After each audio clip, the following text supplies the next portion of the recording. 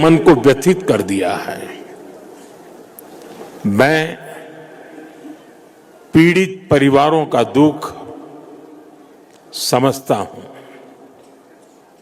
आज पूरा देश उनके साथ खड़ा है। मैं कल रात भर इस घटना की जांच में जुटी सभी एजेंसियों के साथ, सभी महत्वपूर्ण लोगों के साथ संपर्क में था, विचार विमर्श चलता था, जानकारियों के तार जोड़े जा रहे थे। हमारी एजेंसियां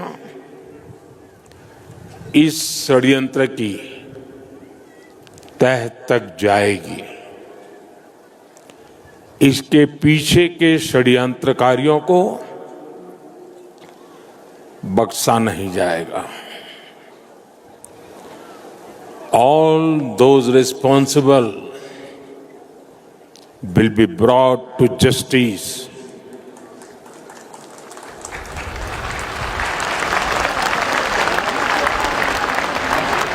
साथियों, आज यहां एक तरफ गुरु पद्म संभव के आशीर्वाद के साथ ग्लोबल पीस प्रेयर फेस्टिवल का आयोजन हो रहा है। दूसरी ओर भगवान बुद्ध के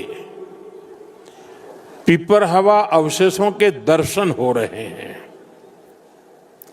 और इनके सबके साथ हम सब his majesty the fourth king के 70वें जन्मदिन समारोह का साक्षी बन रहे हैं। ये आयोजन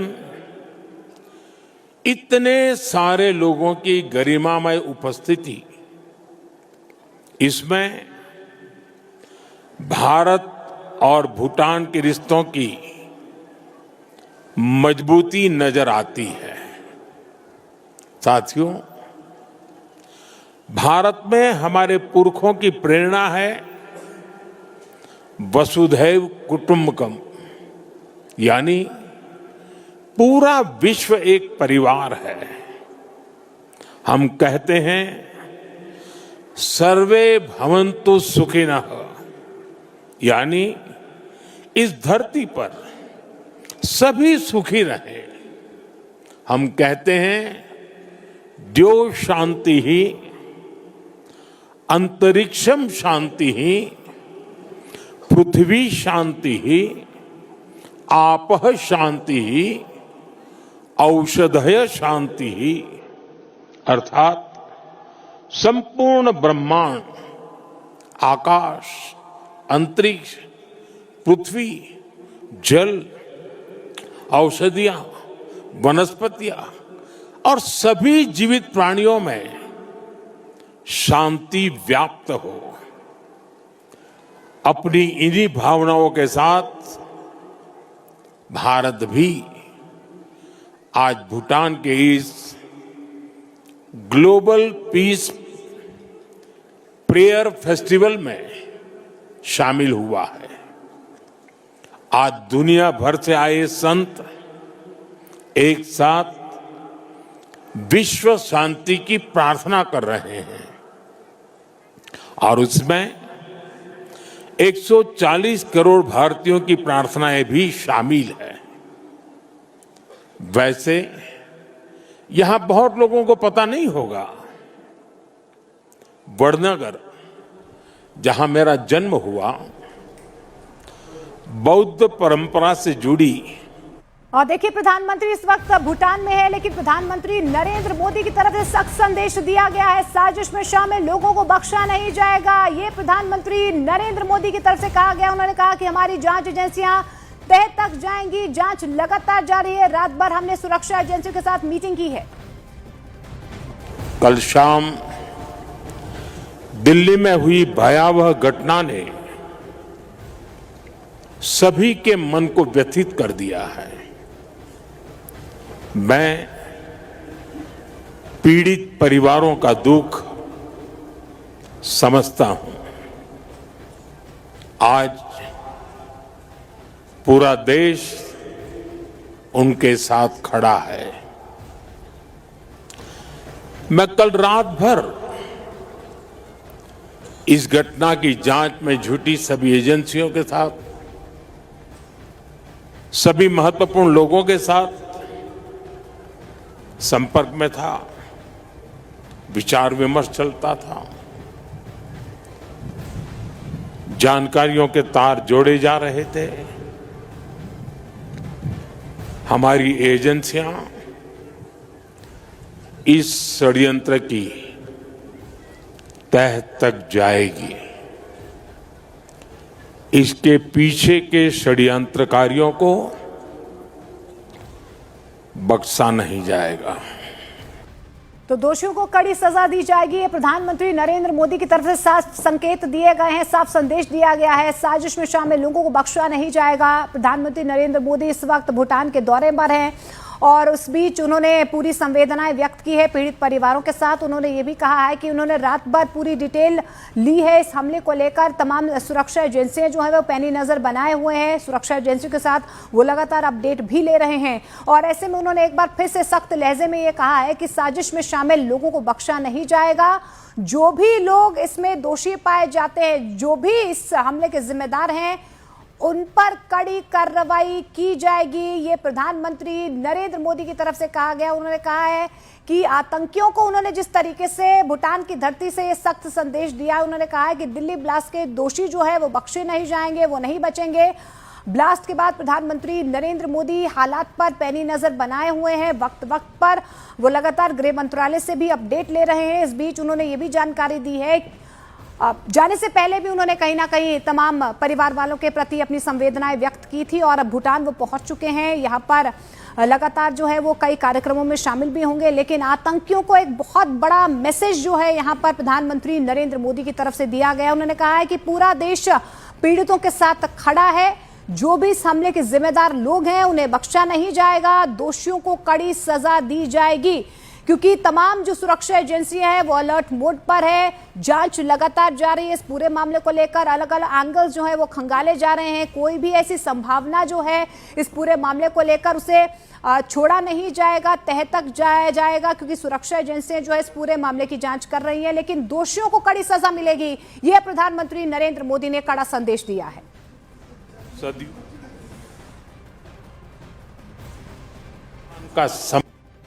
आज मैं यहां बहुत भारी मन से आया हूं। कल शाम दिल्ली में हुई भयावह घटना ने सभी के मन को व्यथित कर दिया है। मैं पीड़ित परिवारों का दुख समझता हूं। आज पूरा देश उनके साथ खड़ा है। मैं कल रात भर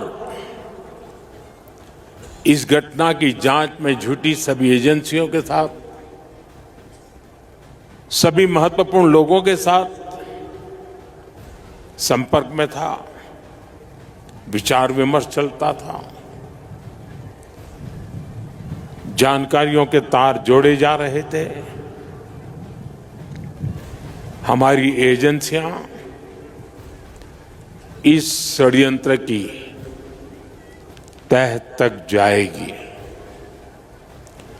इसके पीछे के षड्यंत्रकारियों को बख्शा नहीं जाएगा। All those responsible will be brought to justice.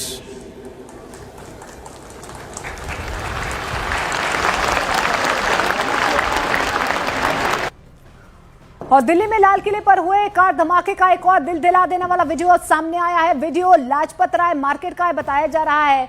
ये सीसीटीवी फुटेज जो है वो सामने आया है। साफ देखा जा सकता है कि धमाका कितना दमदार था कि पूरा का पूरा मार्केट यहां पर हिल गया। ये देखिए, ये सीसीटीवी फुटेज हम कल का आपको दिखाने की कोशिश कर रहे हैं। लाल किले धमाके का ये नया वीडियो सामने आया। न्यूज 18 इंडिया पर एक्सक्लूसिव तस्वीरें आप देख पा रहे हैं। लाजपत राय मार्केट की तस्वीरें आप देखिए कि किस तरीके से अफरा तफरी का माहौल यहां पर सामने आ रहा है। पहले सामान्य तौर पर लोग यहां पर शॉपिंग कर रहे थे, जैसे ही विस्फोट होता है उसके बाद देखिए आप, लोग डर के मारे भागने लगते हैं। जो दुकानदार है वो अपनी दुकानें बंद करने लगते हैं और ऐसे में देखिए अफरा तफरी का माहौल आप साफ तौर पर देख पा रहे हैं कि कितना जोरदार ये धमाका था कि पूरी की पूरी मार्केट हिल गई।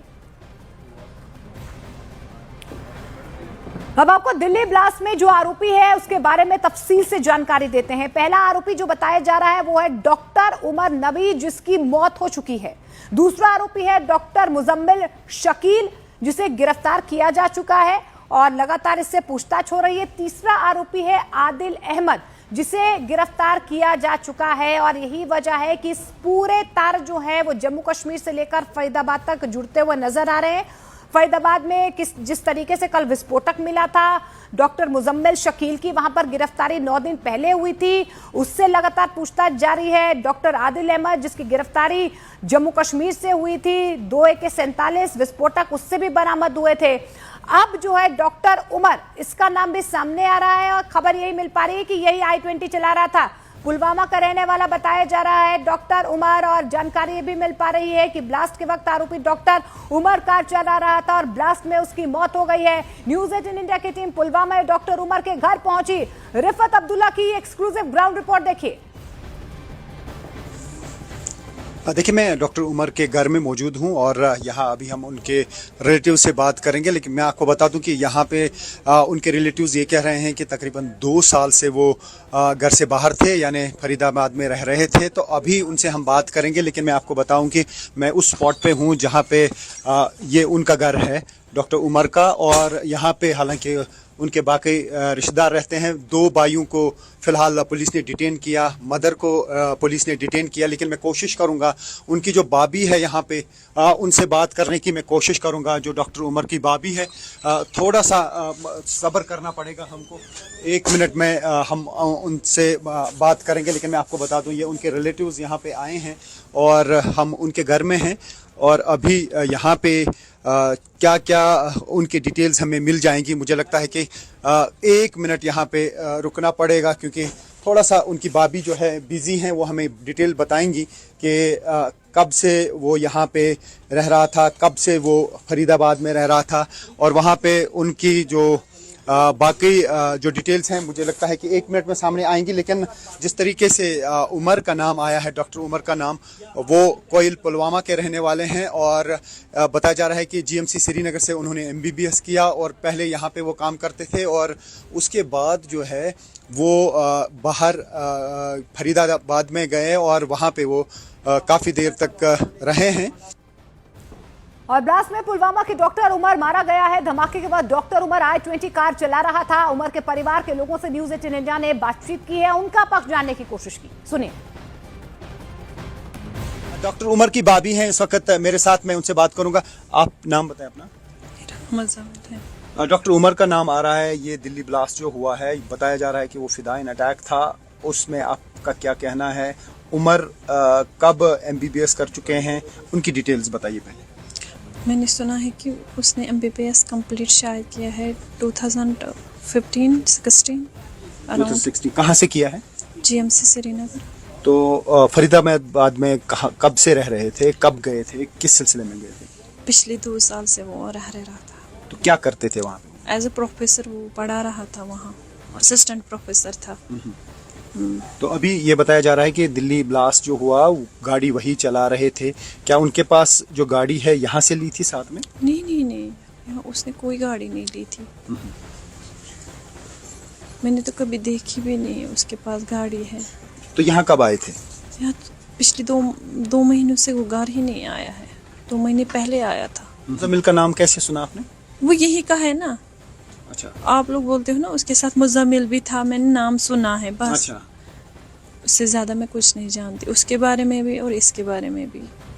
हम ज्यादा पर्सनल लाइफ खंगालते नहीं हैं। वो अच्छा। बंदा खाली पढ़ाई करता था, उससे ज्यादा कुछ नहीं। पुलिस यहाँ पे आई तो क्या क्या चीजें साथ में लेके गए वो, बस और फोन किन को लैपटॉप। साथ में लेके गए? एक तो मेरे शौहर को ले गए, देवर को, बस उन 2 भाइयों को ले गए थे।